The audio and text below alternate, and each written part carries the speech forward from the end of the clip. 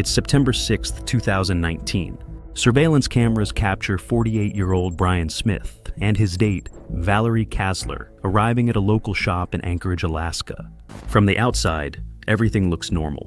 But what Valerie doesn't realize, Brian is a serial killer. It started as a routine missing person alert in Anchorage, Alaska. Just another face on a poster. Just another worried family waiting by the phone. But what police found inside a misplaced phone, a phone that should never have been discovered, shattered Alaska's calm forever. This isn't a story about a random act of violence. This isn't about a crime of passion or a moment of rage that spiraled out of control. No. This is about something far more calculated. Far more sinister. This is about a man who hunted human beings like prey, who documented their final moments like a filmmaker crafting his masterpiece, who looked into the eyes of terrified women and felt nothing but satisfaction. Two lives collided on a cold Alaskan night. One woman, just trying to get home. One man, wearing the mask of kindness while concealing the face of pure evil. She thought she was accepting help from a stranger. She had no idea she was sitting inches away from a predator who had done this before. Who would do it again? Who recorded every scream, every plea, every moment of suffering, not out of paranoia, but out of pride. Hidden deep inside that phone were videos that would reveal what Brian Stephen Smith really was. Not a friend. Not a date. Not even a stranger offering a simple favor. He was a collector of human suffering. A man who turned murder into entertainment. A monster who smiled while the world burned around him. And tonight, we're going to pull back every layer of his carefully constructed facade and expose the truth beneath. Picture Anchorage, Alaska on a winter evening. The kind of cold that bites through your jacket and makes your breath hang in the air like smoke. Darkness falls early here. By 4 in the afternoon, the sun has already abandoned the sky. The streets are quiet. The kind of quiet that should feel peaceful but instead feels like the world is holding its breath. It's in this darkness that a woman found herself needing a ride. Maybe she was coming home from work. Maybe she'd been out with friends. The details of how she ended up on that street corner don't matter as much as what happened next. Because on that particular night, in that particular moment, Brian Stephen Smith pulled up beside her. And he smiled. He looked harmless. Friendly, even. The kind of guy you'd see at a grocery store or standing in line at a coffee shop and never think twice about. He had that disarming quality that dangerous men often possess, the ability to make you feel safe when you should be running. He offered her a ride, and why wouldn't she accept? It was freezing. The streets were empty. And he seemed nice. Nice. That word should haunt us all. As she climbed into his vehicle, she didn't notice the small details that might have saved her. The way his eyes lingered just a little too long in the rearview mirror. The unusual questions he asked, innocent on the surface, but probing, testing, measuring her responses. Did she have family in town? Was anyone expecting her? Was she the type to be missed? And then there was his phone. He was always filming something, he told her. Landscapes. The northern lights. Alaska's natural beauty. He had this habit of recording things, he said, almost apologetically. A hobby. Nothing weird. Just a guy who liked to capture moments. She didn't know, couldn't have known, that Brian Stephen Smith didn't record landscapes. He recorded something far more horrifying. He collected trophies. Digital evidence of the darkest corners of his soul. Videos that would later reveal him not as a documentarian of nature's beauty, but as an archivist of human terror. That night, as they drove through Anchorage's dark streets, Brian wasn't just offering a ride to a stranger. He was hunting. He was calculating. He was preparing.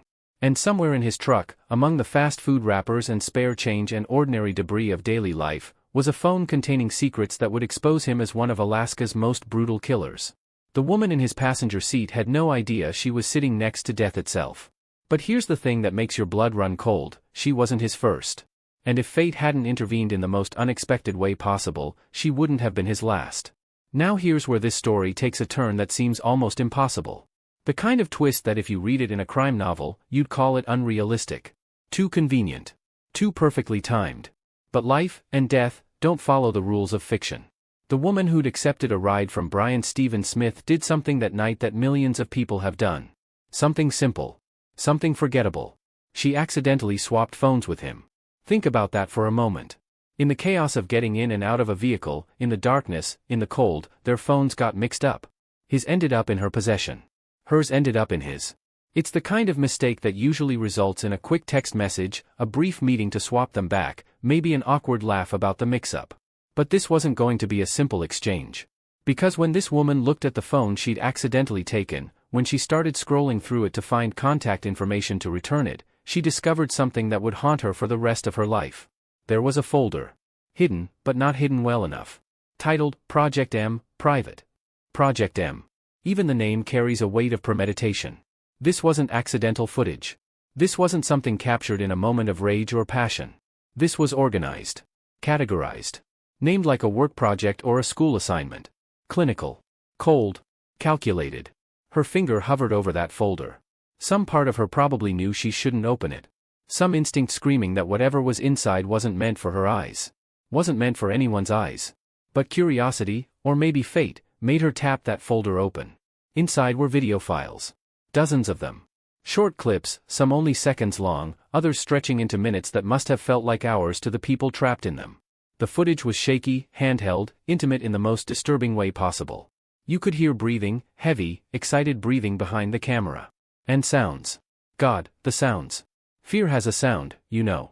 It's not like in the movies where people scream continuously. Real terror is choked. It's gasping. It's pleading that starts strong and then breaks down into whimpers.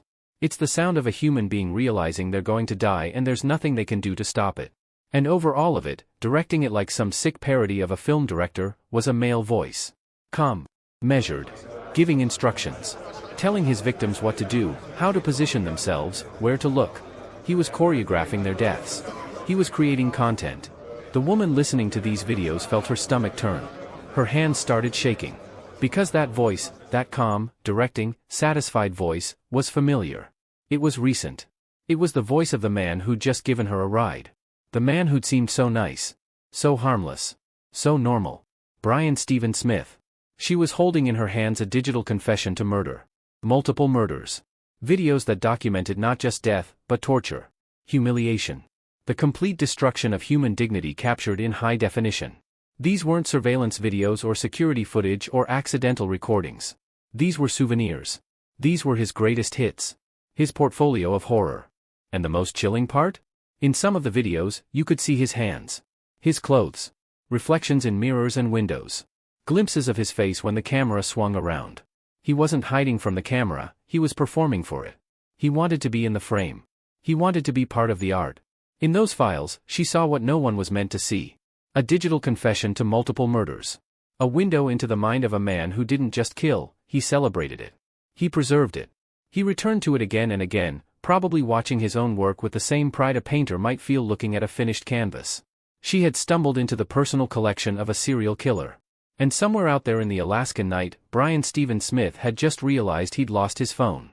The woman did what any terrified human being would do, she ran straight to the police. And to their credit, the Anchorage Police Department didn't dismiss her. They didn't tell her she was overreacting or suggest the videos might be something innocent. They looked at what she'd found, and they knew immediately they were staring at evidence of something monstrous. But having evidence and building a prosecutable case are two different things. The investigators needed more than just horrifying videos on a phone. They needed to connect those videos to specific crimes, specific victims, and most importantly, to prove beyond any doubt that Brian Stephen Smith was the man behind the camera. So they started digging. Frame by frame. Second by second. These detectives watched footage that would give most people nightmares for years. They listened to voices begging for mercy. They saw human beings in their final moments.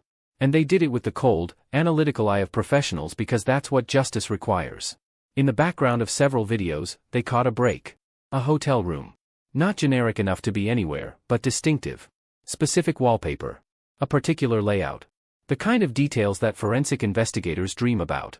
They started calling hotels in Anchorage, sending screenshots, asking managers and staff if they recognized the rooms. The Marriott. Downtown Anchorage. Multiple bookings under the same name. Brian Stephen Smith. Then there was the vehicle.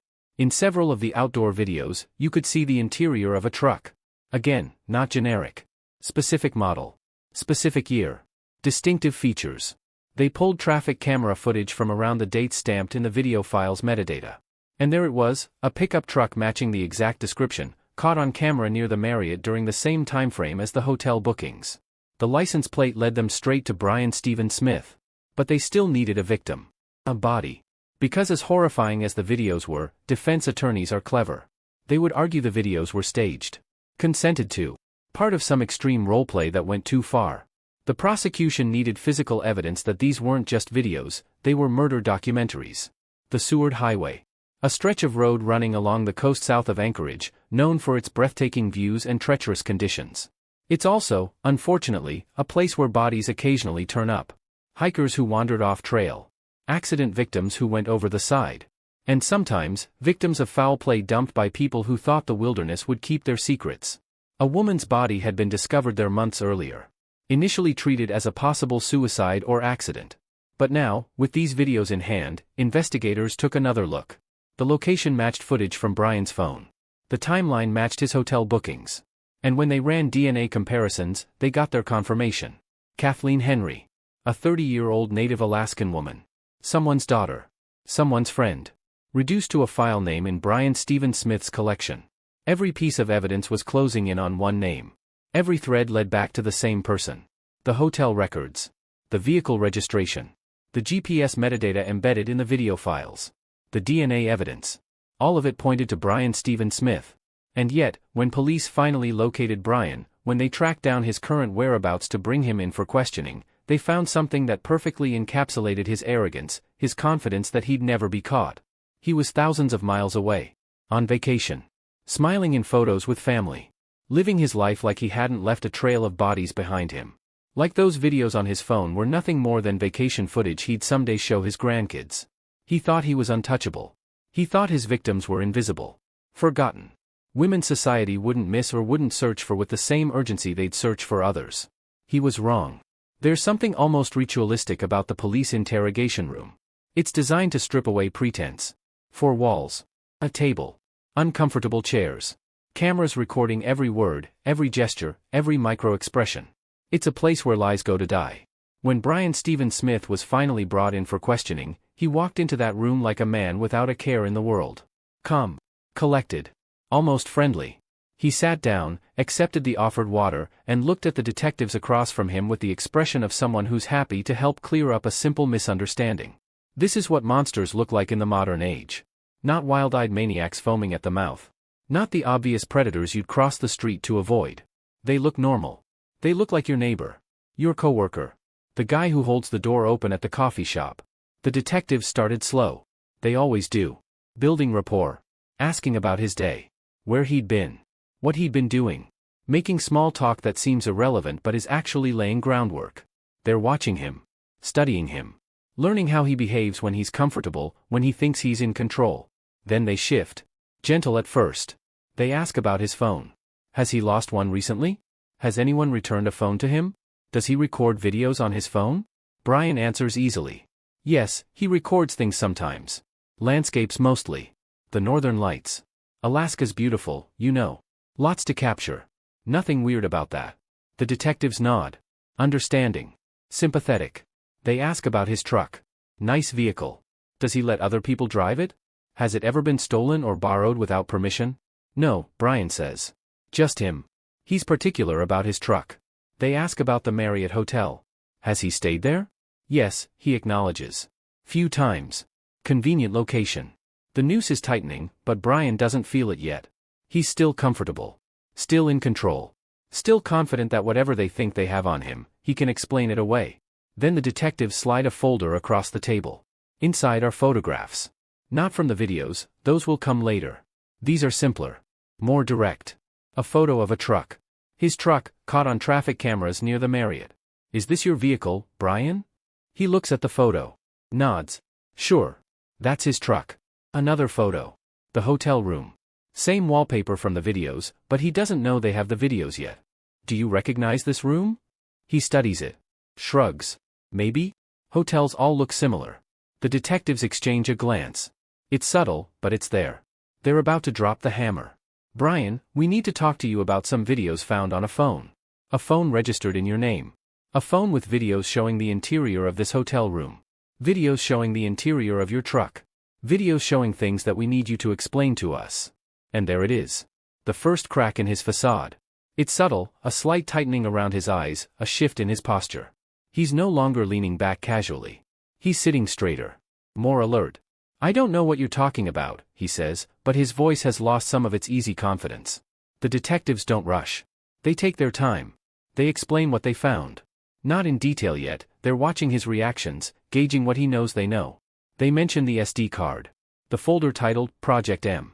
Brian's face goes through a series of expressions. Confusion. Then something darker. Then anger.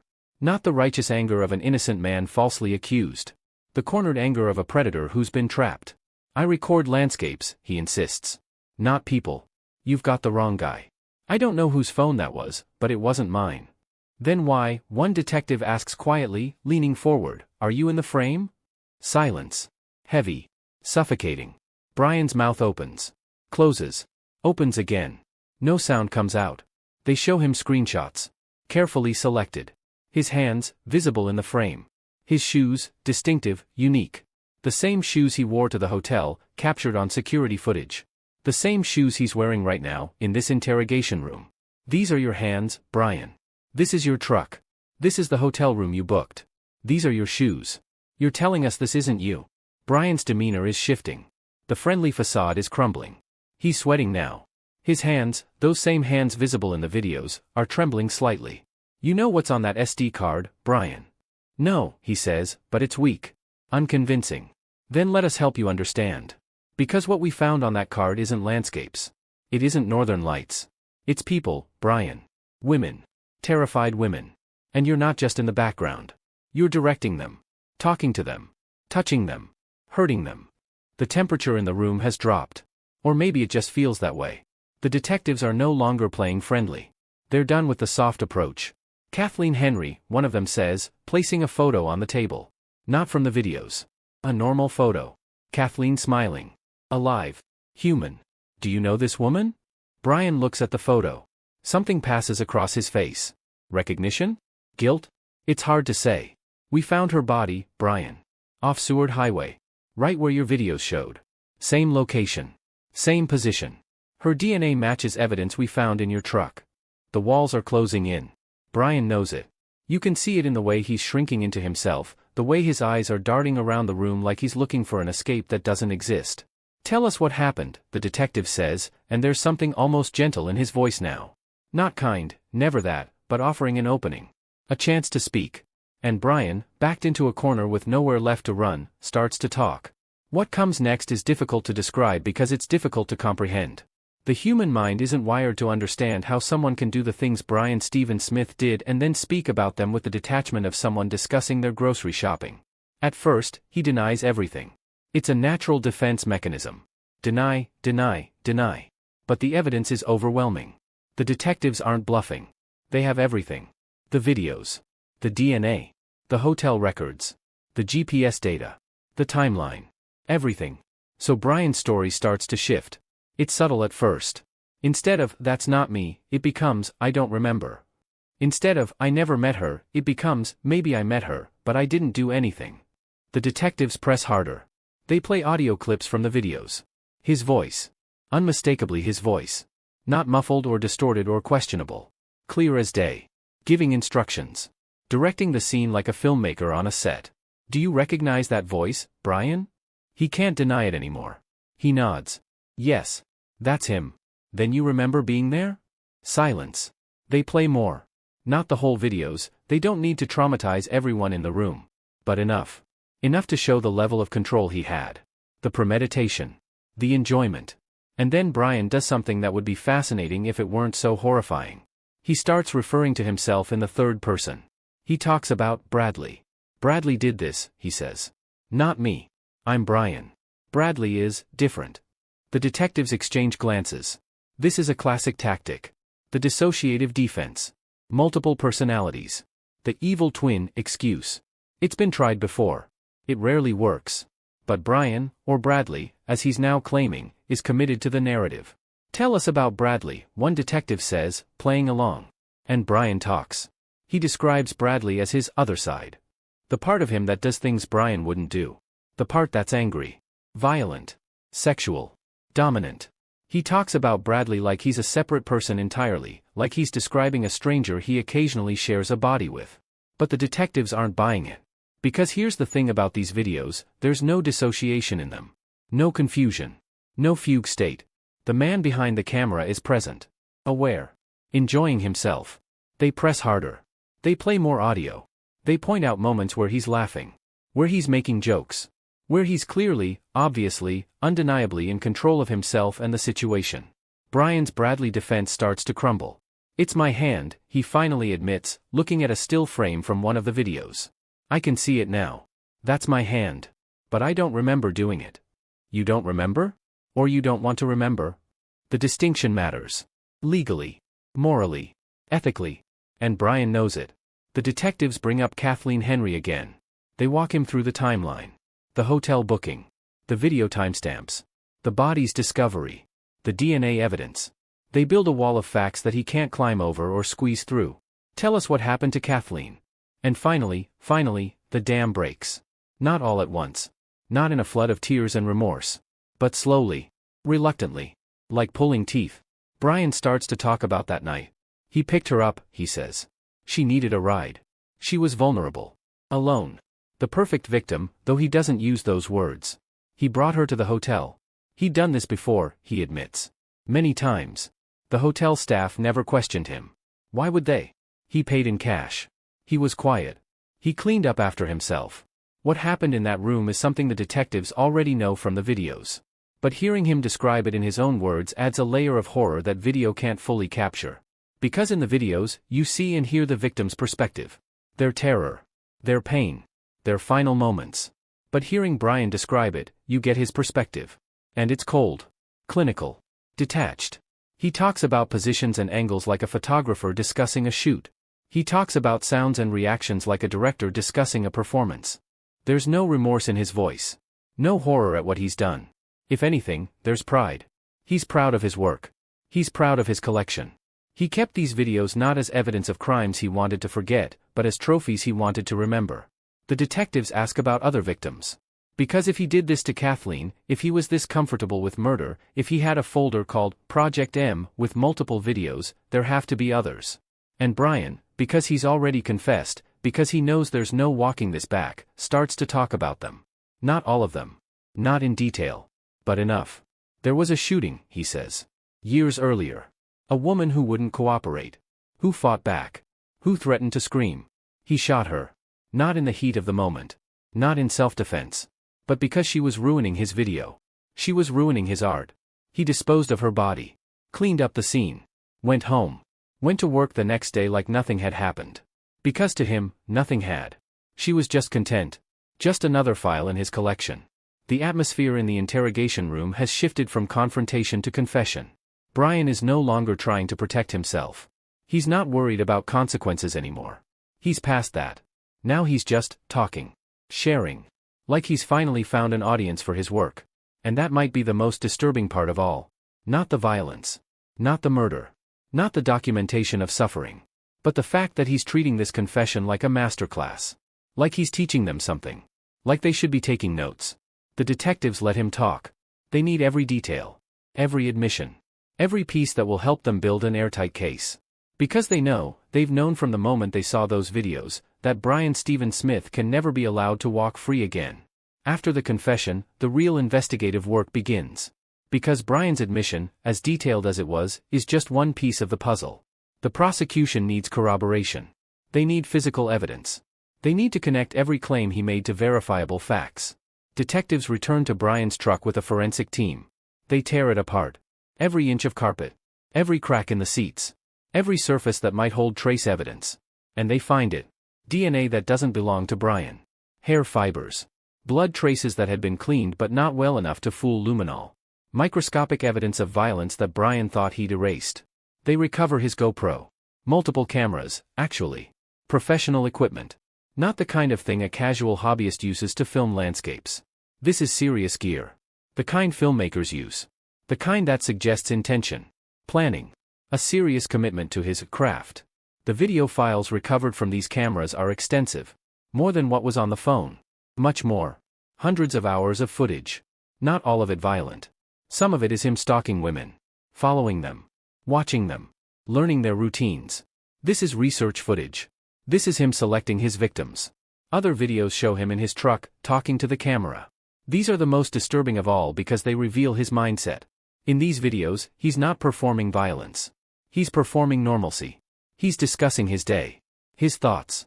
his plans. And he peppers these mundane monologues with references to his projects like they're no different than any other hobby. Going to try something new this time, he says in one video, smiling at the camera. Different angle. Better lighting. He could be talking about landscape photography. He's not. As the investigation expands, more people start coming forward. A former girlfriend reaches out to the police. She'd been with Brian months before his arrest. And she'd seen the videos. Let that sink in for a moment. She'd seen them. She'd known what he was. What he'd done. And she'd been too terrified to report it. It's easy to judge her for that. To ask why she didn't come forward sooner. Why she didn't save future victims by speaking up. But imagine being in her position. Imagine seeing evidence that your boyfriend, someone you trusted, someone you were intimate with, is a murderer. And not just a murderer, but a serial killer who documents his crimes. Would you immediately go to the police? Or would you be paralyzed by fear? Fear that he'd find out you reported him. Fear that he'd make you his next victim. Fear that no one would believe you. Fear that you'd become a target yourself. She chose silence. And that choice haunted her. But now, with Brian in custody, she felt safe enough to speak. She brought her own recordings. Messages Brian had sent her. Photos he'd shared. Conversations they'd had where he'd hinted at things she hadn't wanted to understand. Her testimony painted a picture of a man who'd been escalating for years. The violence wasn't sudden. It wasn't a break from reality. It was a progression. A development. Like a skill he'd been honing and perfecting over time. Every video told the same story. Domination. Control. Humiliation. And an obsession with recording death. Not just causing it, but capturing it. Preserving it. Creating a library of suffering that he could return to again and again. Psychologists would later try to understand his motivation. Was it sexual? Was it about power? Was it some twisted form of art? The answer, frustratingly, is probably all of the above and more. Brian Stephen Smith's psychology is a maze of pathology that doesn't fit neatly into any single diagnosis. What's clear is that he saw his victims as objects. Not people. Not human beings with lives and families and futures. Just props. Just actors in his productions. Just content for his collection. The investigation revealed connections to multiple unsolved cases. Missing women. Cold cases. Deaths that had been ruled accidental or inconclusive. With Brian's videos and confession, some of these cases could finally be closed. Families could finally have answers, though those answers brought no comfort. But even with all this evidence, even with the confession and the videos and the DNA and the witness testimony, the prosecution knew they had to be perfect. Defense attorneys are skilled at creating reasonable doubt.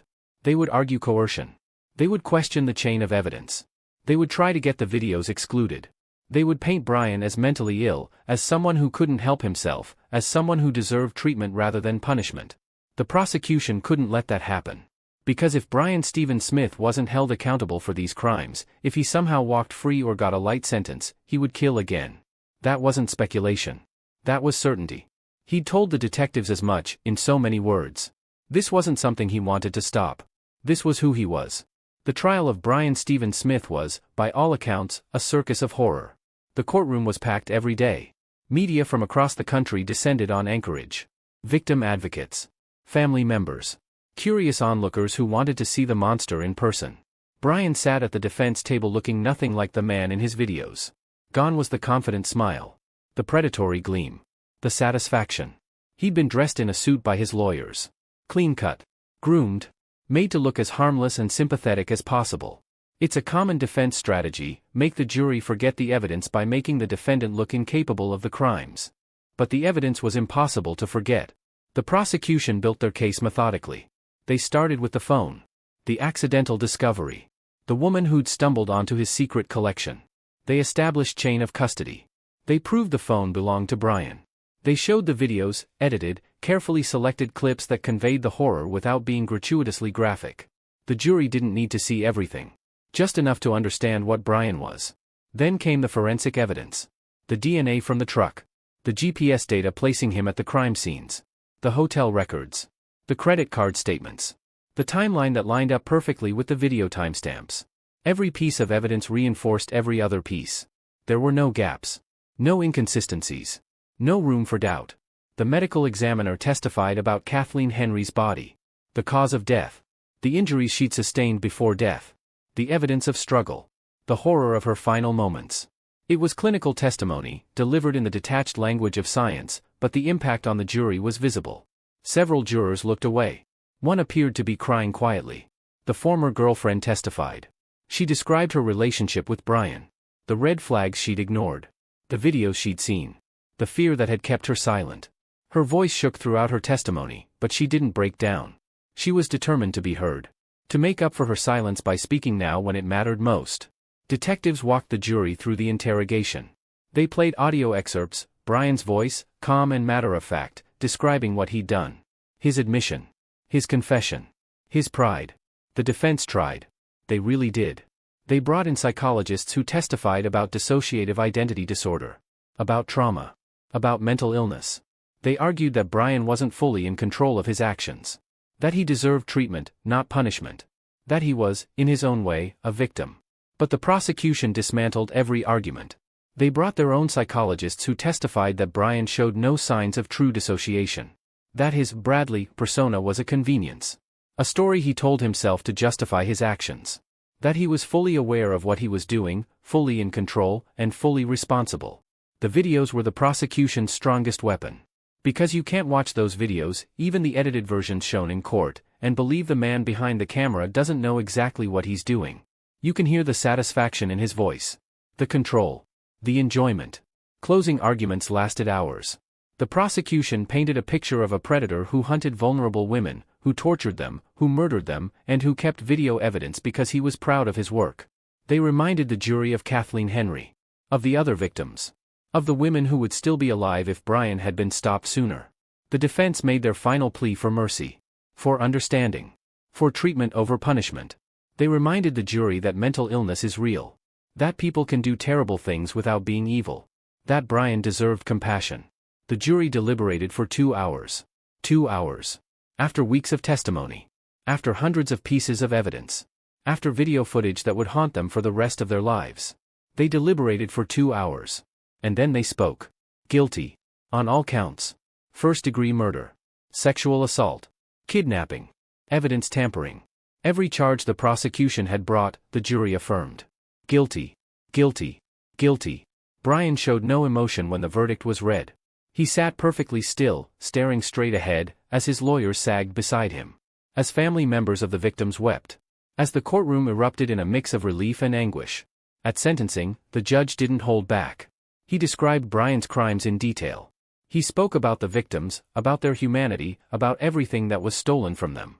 He noted Brian's lack of remorse. His pride in his actions. His likelihood to re-offend if ever given the chance. Life in prison. Without possibility of parole. Multiple life sentences, in fact, stacked end to end to ensure that even if one was somehow overturned, others would remain. Brian Stephen Smith would never breathe free air again. He would die behind bars. And that, the judge said, was justice, imperfect, inadequate justice, but justice nonetheless. Brian was led from the courtroom in shackles. The confident man who'd once filmed himself describing his projects was gone, replaced by a shell who would spend the rest of his days in a cell, surrounded by people who knew exactly what he was. But here's the thing that keeps investigators up at night. The question that gnaws at them. The fear that lingers even after justice has been served. Is that all of them? Brian Stephen Smith lived in Alaska for years, yes. But before that, he lived in South Africa. He traveled extensively. He was in places where law enforcement is less thorough. Where missing women might not be investigated as vigorously. Where bodies might never be found.